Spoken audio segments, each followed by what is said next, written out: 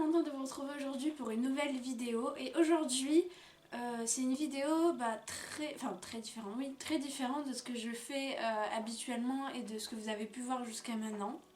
Puisque aujourd'hui, on va faire une analyse des films. C'est un nouveau format de vidéo que j'ai décidé d'instaurer en fait.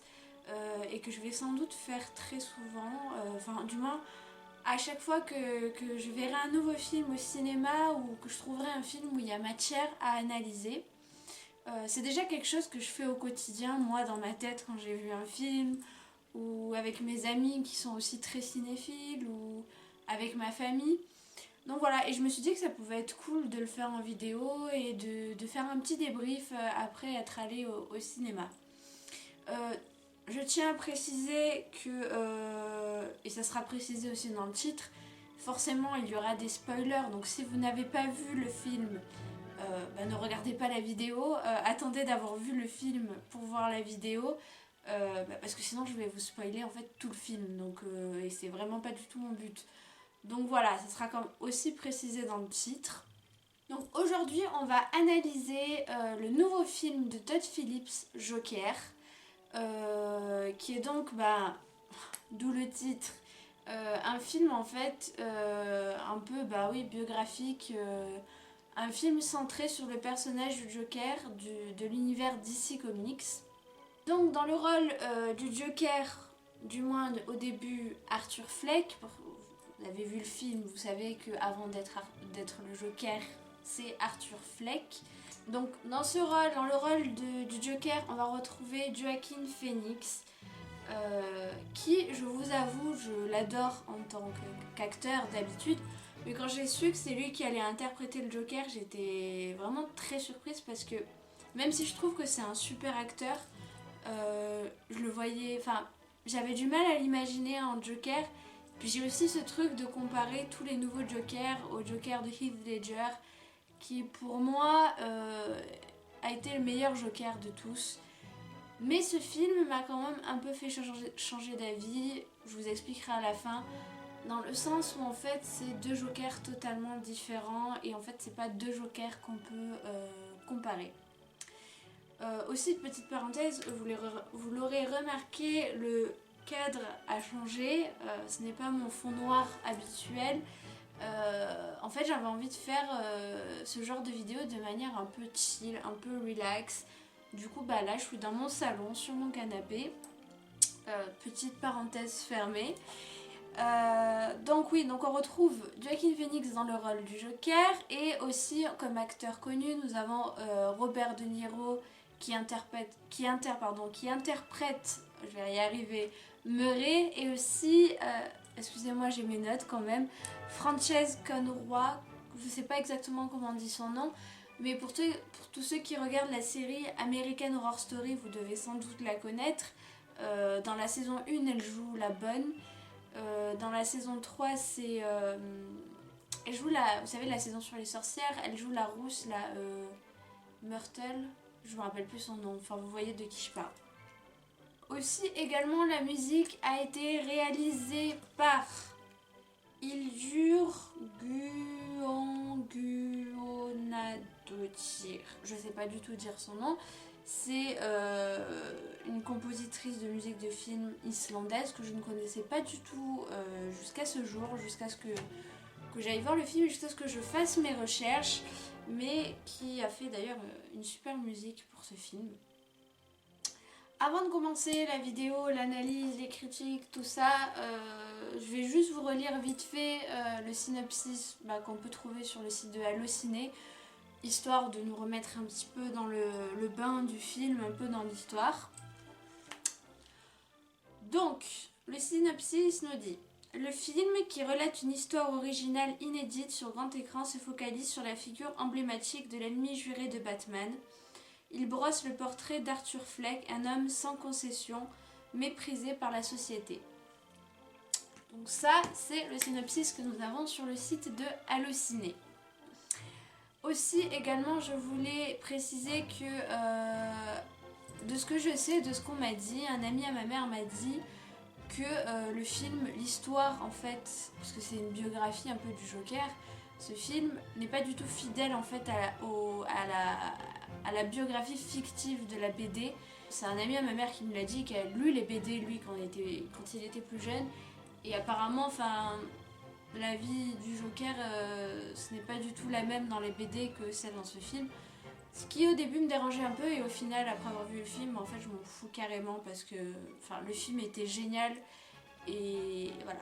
Donc vous aurez compris qu'avant d'aller voir le film, j'étais assez sceptique. Et je me suis dit, ça sera à double tranchant. Soit tu vas adorer, soit tu vas détester. Et en fait j'ai vu plusieurs amis qui m'envoyaient des messages et qui me disaient je suis allée voir le Joker, il est vraiment génial, faut absolument que tu le vois et tout. Et du coup ça a vraiment titillé ma curiosité et je me suis dit il faut absolument que je le voie. Du coup je suis allée le voir jeudi, on était le combien? Jeudi 17. Et je filme aujourd'hui cette vidéo, on est le dimanche 20 octobre. Du coup je suis allée le voir jeudi. J'aurais voulu le voir avant mais j'ai pas pu le voir avant, bref on s'en fout. Maintenant on va rentrer dans le vif du sujet. Vous m'excuserez si de temps en temps je regarde un peu en bas, que je regarde un peu mes notes, mais parce que j'avais besoin de quelques notes quand même pour vous faire cette vidéo. Du coup, le film commence et nous dépeint la vie de Arthur Fleck, qui vit encore chez sa mère, qui est âgée et malade. Il s'occupe d'elle. Et Arthur Fleck gagne sa vie en étant clown, en fait, en allant dans les hôpitaux pour faire rire les enfants qui malheureusement sont cancéreux ou qui sont malades. Donc c'est comme ça qu'il gagne sa vie. Et dès le début du film, on comprend de manière très explicite que Arthur Fleck souffre de maladie mentale. Donc on comprend très vite forcément une dépression. Il a des idées noires, des idées suicidaires, ça on reviendra un petit peu plus tard là-dessus. Et également une condition, une maladie qui fait qu'il a des fous rires incontrôlables. Et notamment dans des moments inadéquat en fait. La plupart du temps, un moment où quelqu'un qui n'aurait pas ce problème, qui n'aurait pas cette maladie, ne rigolerait pas du tout dans ce moment-là. Et d'ailleurs, vous vous rappelez au début du film, lorsqu'il est dans le bus ou dans le métro, je sais plus trop, et qui fait un peu le clown avec un bébé, et que la mère qui est juste à côté lui dit d'arrêter. Il lui donne une carte où il y a écrit désolé si je rigole mais j'ai une maladie ou une lésion cérébrale qui fait que j'ai des fous rires incontrôlables. Enfin je sais plus exactement comment c'est formulé sur la carte, mais en gros c'est ce que ça dit. Et en fait dès le début du film on nous montre vraiment un personnage malheureux, triste, un clown triste. Un homme en souffrance, un homme seul, un homme qui n'a pas d'amis, un homme qui est isolé, dont la vie se résume en fait juste à faire son travail de clown et ensuite rentrer chez lui, s'occuper de sa mère, et puis c'est tout. C'est un homme qui est moqué, qui est écrasé, qui est maltraité par la société, et ça va être quelque chose de très important dans le film et dans l'analyse que je fais. Le fait qu'il soit maltraité par la société, malmené. D'ailleurs, on le voit dès le début du film, vous savez, lorsqu'il a cette pancarte, lorsqu'il est déguisé en clown, qu'il a cette pancarte, et il est censé en fait attirer les gens pour entrer dans le cirque ou je sais pas trop quoi, et où il va y avoir une bande de jeunes, je crois qu'ils sont 4 ou 5, qui vont lui voler la pancarte et lui va se mettre à courir après eux pour récupérer la pancarte. Il veut absolument récupérer la pancarte et du coup, vous vous rappelez, il finit dans la ruelle et se fait tabasser par ces jeunes. Super, à plusieurs contre un. Donc voilà, déjà dès le début, on voit que c'est un homme qui est complètement écrasé, maltraité par les gens, par la société. On a également ses collègues de travail qui se moquent de lui, qui lui font comprendre que ils le trouvent bizarre, qu'ils sont pas confortables avec lui, et forcément à cause de ses maladies mentales. Mais bon, c'est pas sa faute, j'ai envie de vous dire. toute personne ayant une ou plusieurs maladies mentales ne l'a pas choisi. Au contraire, elles auraient aimé que ce soit différent. Du coup, dès le début du film, on est, en tout cas moi, vous me direz ce que vous en pensez dans les commentaires, on est épris de compassion pour Arthur, pour ce personnage. Parce que voilà, on a ces scènes très, très explicites, très brutes, et on voit enfin vraiment on a de la peine pour lui. Moi j'ai eu de la peine pour le personnage dès le début. J'ai eu de la peine pour cet homme que j'ai senti dès le début incompris, torturé psychologiquement, malheureux, voilà. Et un homme qui il nous fait comprendre qui a envie de mourir en fait quelque part. Et ça, il nous le fait comprendre dès le début du film. Vous vous rappelez lorsqu'il est avec la psychologue au tout début, et elle lui demande en fait de lui passer le journal qu'elle lui a demandé, où elle lui a demandé en fait d'écrire et de lui apporter. Et à un moment donné, elle lit une phrase. Alors moi je l'ai vu en VO le film, d'ailleurs c'est beaucoup mieux en version originale qu'en version française, mais bon bref. Et du coup elle lit une phrase dans le journal où Arthur a écrit, le Joker, Arthur a écrit: j'espère que ma mort aura plus de sens que ma vie.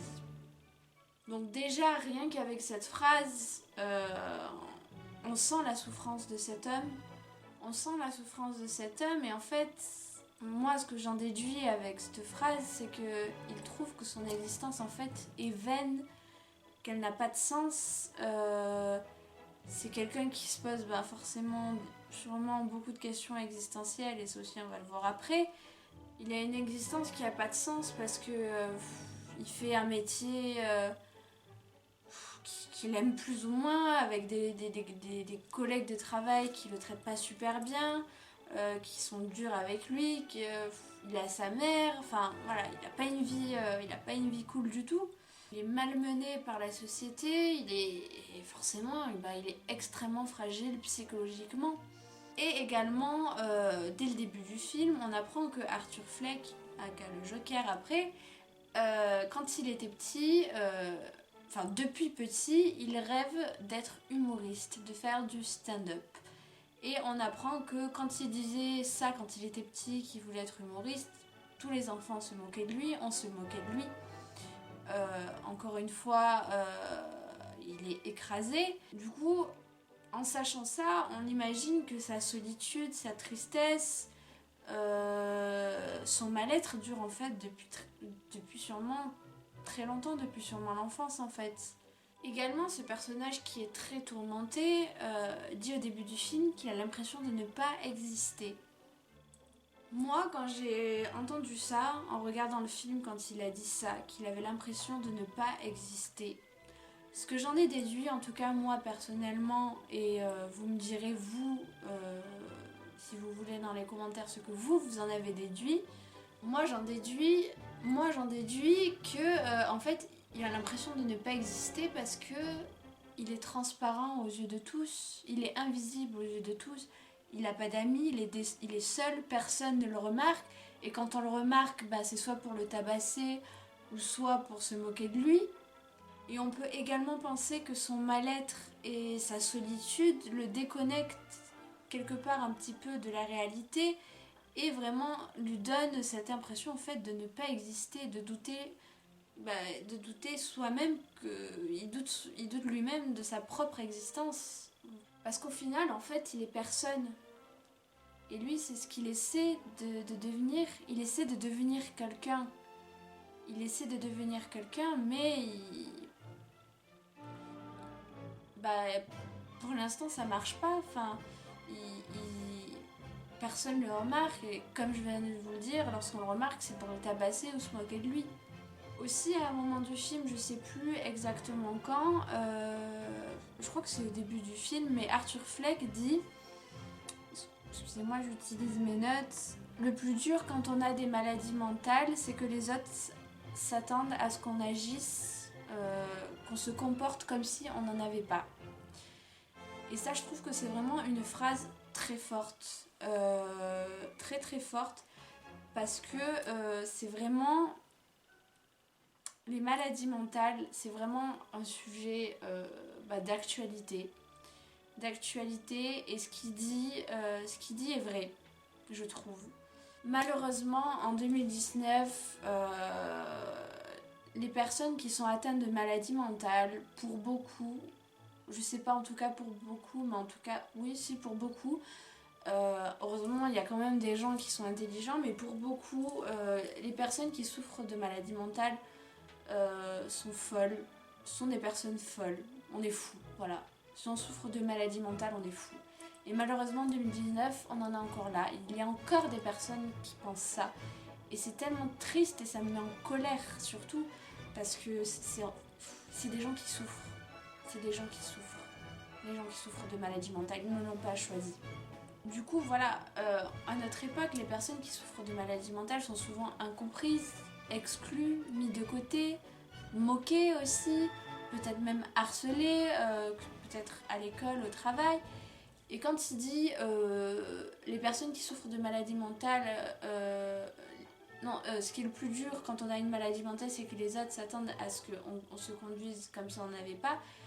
C'est que quelque part, la société, enfin moi en tout cas c'est ce que j'en déduis, c'est que, et c'est ce que je pense, c'est que la société voudrait en fait qu'on se fonde dans la masse et que en fait même si on a une maladie mentale en fait il faudrait le cacher et toujours avoir un sourire et faire comme si tout allait bien alors qu'en fait c'est pas forcément le cas.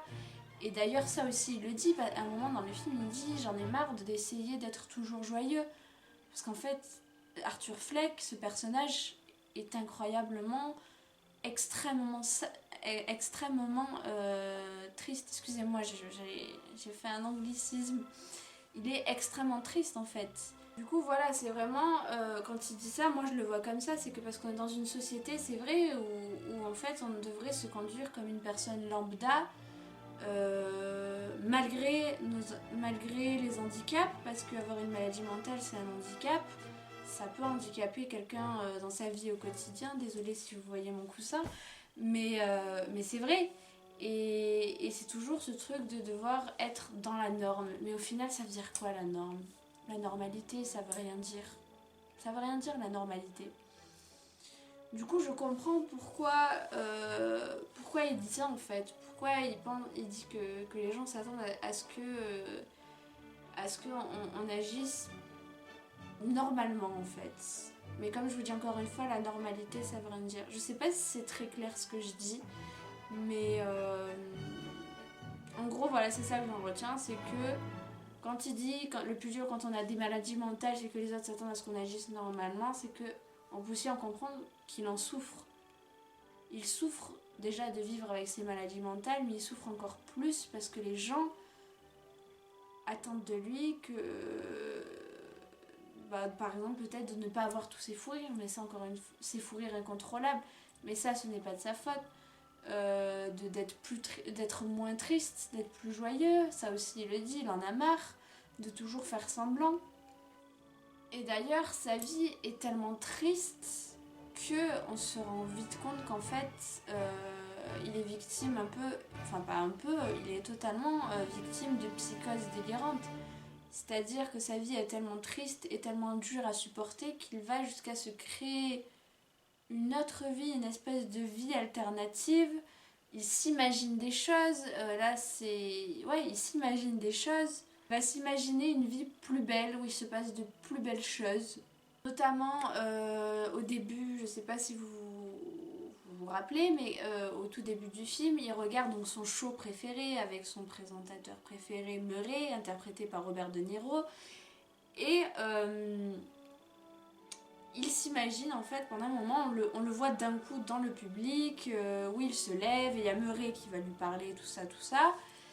Et d'un coup, puis en fait, on se rend compte qu'en fait, c'était dans sa tête, ça s'est jamais passé. Et il y a aussi également ce truc avec la voisine, où il s'est imaginé qu'en fait, il était en couple avec elle, qu'il sortait avec elle. Et en fait, on se rend compte que tout ça, c'était le fruit de son imagination et d'une psychose, puisqu'en fait, sa voisine ne le connaît pas, enfin, à part en tant que voisin comme ça, elle le voit parce qu'ils vivent sur le même palier. Mais en fait voilà, il s'est créé cette vie parce que sa vie à lui, sa réalité est trop dure. C'est ce que j'en déduis. Et tout le long du film, on voit qu'en fait, il n'arrête jamais d'être maltraité par la société. Ça ne s'arrête jamais. Et ça continue lorsqu'il est viré de son travail. Et vous vous rappelez pourquoi ? Parce qu'il y a son collègue de travail qui, suite à son agression du tout début où les jeunes l'ont tabassé dans la ruelle, son collègue de travail va lui filer un flingue et lui, quand il va aller travailler dans l'hôpital pour les enfants cancéreux, il va faire tomber sans faire exprès son pistolet et son patron va la prendre et il va lui dire mais qu'est-ce que tu fais avec un pistolet ? Lui va dire mais c'est lui qui me l'a donné et tout ça. Du coup il va se faire virer. Donc il est encore plus écrasé. Encore plus. Et on a ensuite la fameuse agression dans le métro. Vous vous en rappelez sans doute, il y a 3 garçons, 3 hommes qui embêtent une femme. Et on a Arthur Fleck qui se met à avoir un fou rire. Sûrement dû à sa condition, mais ça on en reparlera plus tard aussi de ses fous rires. Et du coup il se met à avoir un fou rire, du coup les 3 hommes, ils laissent la femme et en fait vont venir vers lui et commencer à l'embêter, à le faire chier. Et c'est là que Arthur Fleck va commettre son premier meurtre, ou plutôt ses premiers meurtres, où il va en fait tuer les 3 hommes avec son arme. Pourquoi ? Parce que dans mon souvenir, les hommes quand même l'agressent, commencent à le frapper et se foutent de sa gueule en lui disant mais qu'est-ce que t'as rigolé, y a rien de drôle et tout, alors que lui le pauvre, c'est pas sa faute quoi, c'est pas sa faute. Et du coup voilà, ça l'emmène à faire l'irréparable, l'irréversible et à tuer ces 3 hommes. Et du coup en fait, tous ces événements au long de sa vie et surtout tout le long du film, tout ce qu'on nous montre, cet homme qui est écrasé, maltraité en permanence en fait, on sent et on comprend au fur et à mesure, et surtout à la fin forcément, qu'il va nourrir de plus en plus en lui une haine envers la société, envers les gens, pour tout ce qu'on lui a fait subir, et aussi une envie de vengeance pour tout ce qu'on lui a fait, pour tout ce qu'on lui a fait subir, toutes ces... pour avoir été maltraité par la société. Et ça, je vais le répéter souvent parce que c'est un enjeu majeur dans le film en fait, le fait que ce personnage ait été maltraité par la société. Et aussi, sans oublier, au début du film à peu près aussi, vous savez, lorsqu'il décide à aller dans une espèce de je me rappelle plus du nom, mais d'un sorte de comédie café-club où en fait les gens viennent boire un verre et il y a des humoristes qui viennent faire du stand-up. Donc vous vous rappelez ce passage où il va se lancer et commencer son spectacle, sauf que ça va faire un peu un gros bide, ça fait pas rire les gens. Lui, dans mon souvenir, il commence à avoir son fou rire et les gens se demandent mais qu'est-ce qu'il a. Et plus tard, il y a donc ce fameux Murray qui anime ce show télévisé, qui va rediffuser ce moment où Arthur Fleck passe à la télé, fait son stand-up, et du coup ça va être rediffusé. Donc lui, il va être content au début, puis après il va vite se rendre compte qu'en fait Murray, personne qu'il admire, un show dans lequel il aimerait tellement passer, va en fait complètement se foutre de sa gueule et l'humilier. Donc ça ne s'arrête jamais, tout le monde l'humilie en permanence, tout le monde le maltraite en permanence. Et en fait après c'est un peu... tout le long du film c'est un effet boule de neige en fait. On voit que ça ne s'arrête jamais, que c'est de pire en pire, c'est cette société qui le malmène, c'est vraiment de pire en pire. Justement après quand il apprend du coup ces énormes découvertes, lorsqu'il apprend qu'il a en fait été adopté, que sa mère n'est pas sa mère, du moins c'est sa mère adoptive, qu'elle souffrait, qu'elle a été internée il y a des années de ça dans l'asile Arkham, à mon avis vous connaissez. Donc il fait ces découvertes là, qu'elle est internée là-bas, qu'elle souffrait de délire psychotique, et on apprend également que enfant Arthur Fleck était malmené par le conjoint de sa mère. Et aussi même à un moment donné, il me semble que le policier dit qu'il a été retrouvé quand il était enfant accroché à un radiateur. Et en fait, on découvre que sa mère le laissait être martyrisé et violenté par son compagnon. Ouais, par son compagnon. Du coup, il fait toutes ces découvertes qui vont forcément le faire tomber des nues, qui vont l'anéantir, qui vont le désemparer, qui vont le bouleverser. Enfin, à mon avis, ça serait la réaction de tout le monde, quoi. Et ne supportant pas cette trahison, les mensonges, tous ces mensonges de la part de sa mère, le fait aussi qu'elle ne l'ait pas protégé alors que ce n'était qu'un enfant et qu'il était martyrisé, tout ça va le mener du coup à l'irréparable, au meurtre horrible où il va en venir à tuer sa mère. Je dis sa mère parce que c'est plus simple que de répéter à chaque fois mère adoptive, mais bon voilà. Du coup, vous vous rappelez ce moment à l'hôpital où sa mère est à l'hôpital et où il va la tuer. Et plus le temps passe, plus il va enchaîner les meurtres. Et à chaque fois, un peu plus de sang-froid. Sans peine, sans émotion, sans vraiment... de sang-froid en fait. C'est vraiment le mot adéquat. Et du coup, il va aussi s'en suivre après le meurtre de son collègue de travail, qui va venir chez lui avec un autre mec qui travaillait avec lui, vous savez, le nain. Et il va le tuer vraiment de manière très violente et très brutale avec un ciseau. Pourquoi ? Parce que cet homme, c'est lui qui lui avait donné son arme, c'est lui qui avait donné l'arme, c'est un peu à cause de lui qu'il a été viré. Puis ce mec n'arrêtait pas de le chambrer, de l'embêter. Enfin, en fait, il a jamais vraiment aimé Arthur. Et du coup, tout ça va le pousser à le tuer de manière très violente, sous les yeux de son ancien collègue de travail qui est atteint de nanisme. Et en fait, on comprend qu'à force d'être martyrisé, d'être maltraité, d'être écrasé, d'être écrasé par la société, d'être humilié en permanence, c'est tout ça qui va le conduire à devenir le meurtrier qu'il est. En tout cas, moi, c'est ce que je pense. C'est tout ça qui le mène à être ce meurtrier qui tue de sang-froid, qui a développé tellement de haine à cause de tout ce qu'il a vécu. En fait, c'est la société qui a fait de lui le meurtrier qu'il est. Tous ces gens qui lui ont fait du mal, c'est leur faute quelque part en fait qu'il soit devenu ce meurtrier.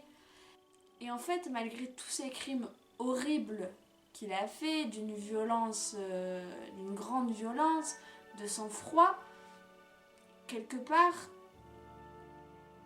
on peut comprendre son geste, quelque part. Et attention, quand je dis ça, je ne fais absolument pas du tout l'apologie du meurtre. Je ne glorifie pas du tout le meurtre, la violence, l'incitation à la haine, pas du tout. Là, c'est vraiment une analyse où j'essaie de vous dire ce que moi, j'ai compris du film, ce que j'en ai déduit. Et quand je dis on peut comprendre son geste, ça veut pas dire que c'est normal, qu'il faut tuer, non, surtout pas. Mais je veux dire, tout ce qu'il a vécu, ça l'a rendu dans un état qui l'a amené à faire cette chose irréparable. Et c'est sûr que même si c'est quelque chose qui est arrivé dans la vie réelle, on n'a pas à tuer les gens. Mais quand je dis qu'on peut le comprendre dans une certaine mesure, c'est qu'au bout d'un moment, il a tellement nourri de haine, il a tellement eu cette haine qui a grandi que ça a poussé à ça. Et malgré tout ce qu'il a fait, tous ces meurtres, quelque part, on garde quand même de la compassion pour lui. On a quand même de la peine pour lui. Parce qu'à la base, c'est pas un meurtrier. C'est un homme qui a été maltraité par la société. Et ça fait de la peine en fait. Ça fait de la peine. Même si ça n'excuse pas les meurtres qu'il a fait, ça n'excuse pas du tout les meurtres qu'il a fait, mais moi en tout cas, j'ai quand même, malgré tout ce qu'il a fait, le long du film, j'ai quand même toujours eu de la compassion pour le personnage, qui est en fait quelqu'un en souffrance. Et en parlant de meurtre, on va parler donc du dernier meurtre qu'il commet dans le film. Vous vous rappelez, lorsqu'on l'appelle et on lui dit qu'il est invité dans cette fameuse émission télé qu'il aime avec Murray, le fameux présentateur qui l'a humilié en rediffusant son stand-up et en se moquant de lui. Et du coup, il est invité sur le plateau et il arrive donc maquillé comme le Joker qu'on a vu dans la bande-annonce, habillé avec son costume. Et avant que le show commence, il parle à Murray en lui disant « Je veux que vous me présentiez aux autres comme le Joker ». Parce que Murray, quand il a rediffusé son stand-up et qu'il a humilié, il avait appelé le Joker. Du coup, il lui demande de le présenter comme le Joker et non pas comme Arthur Fleck, son vrai nom d'origine. Et du coup, donc, il arrive sur le plateau télé et vous vous rappelez, donc, c'est là qu'il va avouer les 3 meurtres des hommes dans le métro, meurtres qui n'avaient toujours pas été résolus par la police. Et c'est là, donc, voilà, il va avouer les 3 meurtres et ça va vraiment,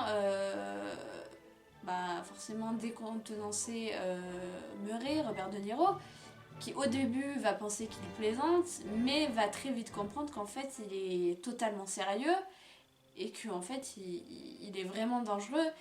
Et malheureusement, c'est là où le Joker va encore commettre l'irréparable et tuer devant tous les téléspectateurs, devant tout le monde, tuer en direct le présentateur Murray.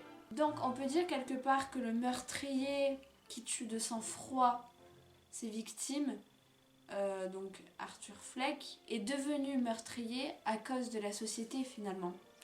C'est la société qui a fait de lui le meurtrier qu'il est, en l'écrasant, en le maltraitant, en le martyrisant. C'est vraiment, je pense que c'est vraiment le truc majeur qu'on peut retenir du film, c'est que c'est la société qui a fait de lui le meurtrier qu'il est aujourd'hui. En fait, c'est la société qui a créé le Joker.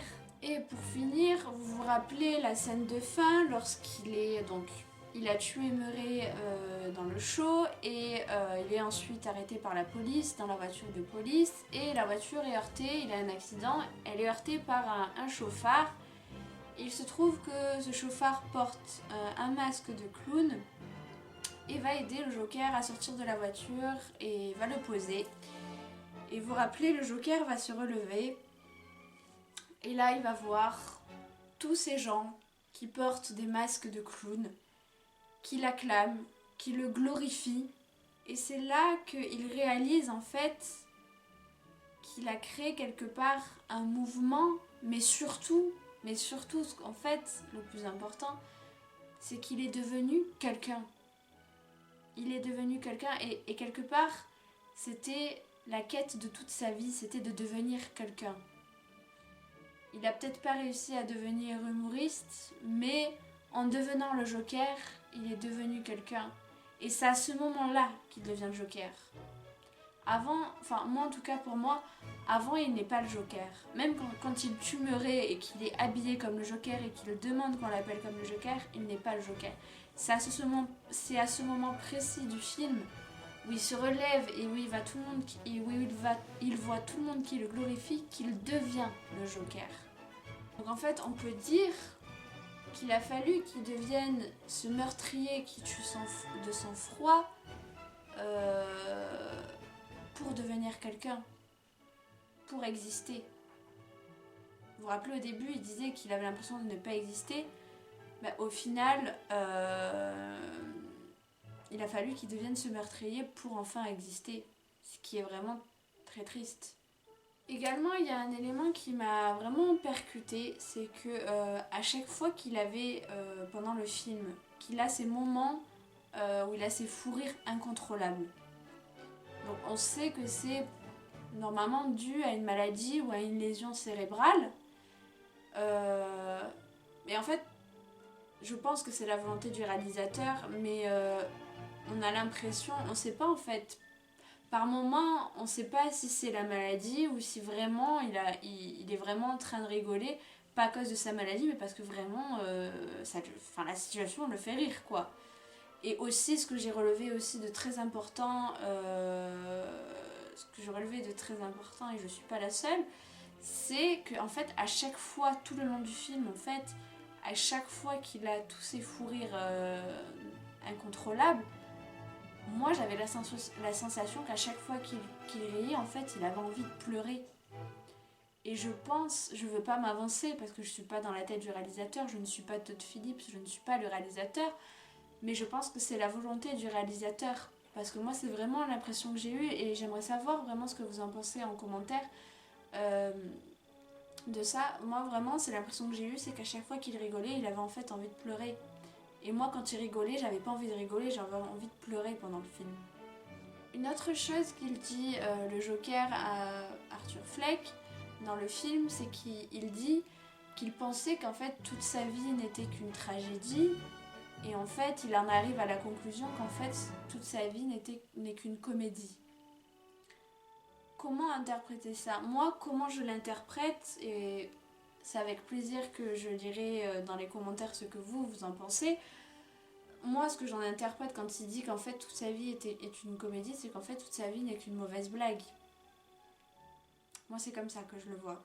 Sa vie n'est vraiment qu'une mauvaise blague. Vraiment une blague où on rigole jeune, quoi. Dites-moi ce que vous en pensez. Moi, c'est ce que je pense, c'est ce que j'en ai déduit. Donc, je crois que c'est à peu près tout pour l'analyse de ce film. Je pense qu'il y a encore beaucoup de choses à dire. Mais sachant que je l'ai vu qu'une fois, et je pense que si je l'avais vu une deuxième fois, j'aurais eu peut-être plus de choses à dire, parce que vous savez que souvent quand on voit un film et qu'on le revoit une deuxième fois, on se rend compte de certaines choses qu'on n'avait pas vues forcément la première fois. Je pense que j'aurais pu dire plus. Il faut savoir que j'ai travaillé longtemps pour écrire cette vidéo, enfin plusieurs heures, parce que j'avais les idées en tête, mais bon, il fallait mettre tout ça en ordre et tout. Donc voilà, donc je suis très curieuse de savoir dans les commentaires ce que vous pensez de mon analyse et que vous me donniez votre avis. Bien sûr, toujours dans le respect, c'est pas parce qu'on n'est pas d'accord l'un et l'autre qu'on est obligé de pas être sympa, donc voilà. Voilà, maintenant je vais passer un petit peu plus dans la phase critique et conclusion de ce film.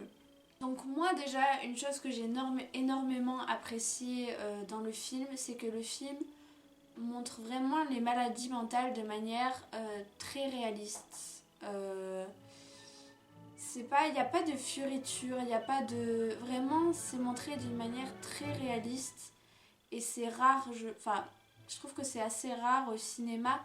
Enfin, je sais pas si c'est rare, mais en tout cas, je sais qu'il y a des films où ils ont tendance à romantiser, je sais même pas si c'est français comme terme, mais romantiser le suicide, la dépression, et notamment, je suis désolée, je vais en parler, mais la série 13 Reasons Why, j'ai arrêté de la regarder parce que justement, je trouvais que c'était... j'aimais pas du tout en fait le message qu'ils essayaient de faire passer. Peut-être que c'était pas ça, mais moi, en tout cas, dans la série 13 Reasons Why, j'ai vraiment eu cette impression qu'on romantisait le suicide, qu'on voulait faire paraître ça comme quelque chose de tragiquement beau, Non, il n'y a rien de tragiquement beau dans les maladies mentales ou dans le suicide. C'est juste extrêmement triste. Donc voilà, et c'est ça que j'ai apprécié dans le film, c'est qu'on nous a vraiment montré de manière brute, de manière vraie, de manière juste les maladies mentales. Et ça a vraiment montré de manière réaliste la détresse psychologique dans laquelle quelqu'un peut être. Aussi, ce que je voudrais dire, c'est que dans ce film, on a vraiment affaire à un Joker très humain en fait. C'est un Joker qu'on a réussi à humaniser parce que quand on voit le Joker par exemple de Heath Ledger, malheureusement je fais partie de ces personnes qui ont tendance à toujours comparer les nouveaux Jokers à celui de Heath Ledger parce que pour moi ça a été le meilleur. Mais en fait ce film a fait me rendre compte que c'était deux Jokers complètement différents et qu'on ne peut pas comparer. Donc voilà, donc je peux pas dire, je pense que je ne peux pas dire que je préfère le Joker de Heath Ledger ou celui de Joaquin Phoenix, tout simplement parce qu'ils sont totalement différents. Ils sont vraiment différents en fait, et on ne peut pas les comparer. Du coup voilà, c'est vraiment un Joker qu'on a eu humain malgré les crimes horribles qu'il a fait. On nous a montré un Joker humain. Humanité qu'on ne retrouvait pas dans le Joker de Heath Ledger parce que justement lui c'est vraiment le Joker qui tue de sang-froid, mais pas que, mais qui n'a aucune morale, qui n'a aucune... vraiment c'est un... qui ne ressent pas d'émotion, quelqu'un qu'on ne peut pas raisonner, comme il est si bien dit dans le film. Donc vraiment, c'est vraiment deux Jokers différents. Et j'ai apprécié et je regrette d'avoir eu des a priori au début parce que vraiment, du coup, pour vous donner ma conclusion, j'ai adoré le film. Vraiment, je l'ai adoré. Que ce soit le jeu d'acteur de Joaquin Phoenix qui m'a vraiment, mais agréablement surprise. Je savais que c'était déjà un super acteur, mais c'est vrai, comme je vous ai dit au début, que j'avais vachement de mal à l'imaginer en Joker. Mais là, j'ai été vraiment impressionnée par sa prestation, par son jeu d'acteur. Également aussi la musique que j'ai trouvée vraiment très très très bien, composée par une compositrice que je ne connais pas du tout. Mais vraiment, j'ai vraiment adoré ce film parce que moi, vous savez, j'ai une petite... Alors, il y a des fois où j'ai vraiment envie de regarder des films chill, pas prise de tête et tout ça. Mais là, la plupart du temps, en fait, je cherche des films, justement, où il y a matière à analyser. Des films qui veulent dire quelque chose. Et ce film veut dire quelque chose. Et aussi, ce que j'ai retenu, enfin, ce que je me dis, c'est que ça a beau être un film de l'univers DC Comics, c'est censé être un vilain, même si on nous donne quand même une toute autre perception du personnage, ça s'apparente limite, je trouve par moments, à un film d'auteur. Ce n'est que mon avis. Ce n'est que mon avis, je ne sais pas si c'est à tort ou à raison, mais c'est mon avis. Également, ce que j'ai beaucoup aimé, c'est que le réalisateur, les scénaristes, enfin tous ceux qui étaient derrière la caméra, qui ont participé à faire ce film, ne l'ont pas bâclé du tout. Parce que je sais que certaines personnes l'ont trouvé lent à commencer, vraiment ouais, lent à commencer. Mais en fait, c'est ça que j'ai apprécié, c'est que vraiment le réalisateur a décortiqué tout le film, il a pris son temps pour qu'on comprenne comment le Arthur Fleck cassé, torturé, vraiment malheureux est devenu le Joker. On a vraiment vu l'évolution de manière, comment dire, de manière détaillée. Voilà, je cherchais le mot, de manière détaillée. Et du coup, c'est ça que j'ai beaucoup aimé, c'est que le film n'a pas du tout été bâclé. En conclusion, écoutez, c'est un film génial. Comme quoi, vous voyez, des fois, on a des a priori, on peut être sceptique avant d'aller voir un film. Et on peut être très agréablement surpris ou surprise, comme moi je l'ai été. J'ai vraiment en plus trouvé super intéressant de manière, d'un point de vue psychologique, d'un point de vue philosophique, d'un point de vue sociologique. Et puis le réalisateur a vraiment aborder les maladies mentales, voilà, comme je vous ai dit, d'une manière juste, et ça j'ai beaucoup aimé. Aussi, je voudrais refaire un dernier disclaimer au cas où, parce que je veux pas que vous pensiez ça ou que YouTube m'empêche de poster cette vidéo à cause de ça. Quand je dis à un moment donné dans la vidéo qu'on peut comprendre ces gestes, ces crimes, je ne fais pas du tout l'apologie du crime, pas du tout l'apologie de la violence, de la haine, du meurtre, de tout ça. C'est pas du tout. Vraiment pas du tout. Et je me sens obligée de le dire parce que je sais que j'ai vu vite fait des articles qui passaient et où il y avait des magazines qui disaient que c'était un film qui faisait l'apologie du crime, tout ça. Et moi je suis pas d'accord. Écoutez, je crois que c'est fini pour cette vidéo. J'ai vraiment adoré écrire et filmer cette vidéo parce que vraiment, comme je vous ai dit, moi, analyser les films, c'est un truc que j'adore faire. Je le fais moi déjà toute seule dans ma petite tête. Puis j'adore parler aussi avec mes amis, tout ça, des films, analyser tout ça, la musique, les répliques, tout ça. J'ai vraiment adoré, j'ai adoré le film, j'ai adoré la prestation de Joaquin Phoenix. Vraiment, j'ai rien à redire sur le film, j'ai vraiment rien à redire sur le film. Du coup, question qui se pose, est-ce qu'on aura éventuellement une suite ? Est-ce qu'on aura une suite ?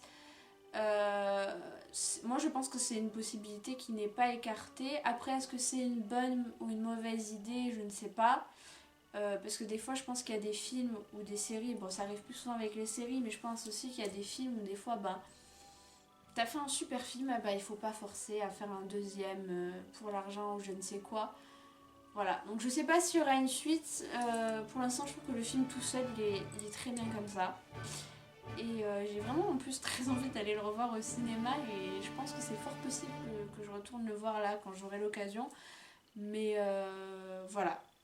Voilà, j'espère que la vidéo vous a plu. Vraiment, n'hésitez pas en commentaire. Je suis super curieuse de savoir ce que vous pensez, vous. Si vous êtes d'accord avec moi, si vous ne l'êtes pas, que vous me donnez votre opinion, votre déduction, votre propre analyse, ce que vous avez pensé du film. Vraiment, je veux tout savoir, ça m'intéresse vraiment beaucoup. Et comme je l'ai dit, que tout ça soit fait dans le respect. Si vous n'êtes pas d'accord avec ce que j'ai dit, c'est pas grave, hein, ça arrive, mais voilà, juste le dire de manière respectueuse. Voilà. C'est vraiment des vidéos, un genre de vidéo que je pense refaire souvent, puisque j'ai vraiment aimé, vraiment aimé faire cette vidéo. J'adore faire toutes mes vidéos, mais vraiment celle-là, j'ai vraiment adoré. Et donc n'hésitez pas à me dire si vous voulez en voir plus, si vraiment ça vous intéresse de voir plus de vidéos comme ça, où je vais voir de nouveaux films, ou même où je peux faire des analyses de films cultes, où il y a matière à analyser. Je crois que c'est tout, je crois que j'ai tout dit. Écoutez, on se retrouve très bientôt, je l'espère, dans une prochaine vidéo, parce que je sais que je ne suis pas régulière. Mais on se retrouve très bientôt dans une prochaine vidéo. Je sais pas si ça sera encore une analyse de film ou... Puisque j'ai déjà plusieurs vidéos de préécrites, plein d'idées, beaucoup de films dont je veux vous parler. Mais il faut savoir qu'en ce moment, j'ai été assez prise par quelque chose, j'étais assez occupée. Et ça fera peut-être l'objet d'une vidéo plus tard. Mais voilà. J'espère que vous avez passé un bon moment avec moi. N'hésitez pas à partager, à mettre un pouce si la vidéo vous a plu, à mettre un pouce en bas si la vidéo vous a pas plu. Écoutez, hein, chacun fait ce qu'il veut. Et puis à mettre des commentaires et à me dire ce que vous avez pensé. Voilà, comme je vous ai dit, je veux avoir vos retours aussi sur le film. Voilà. Je vous dis à très bientôt dans une prochaine vidéo et gros bisous!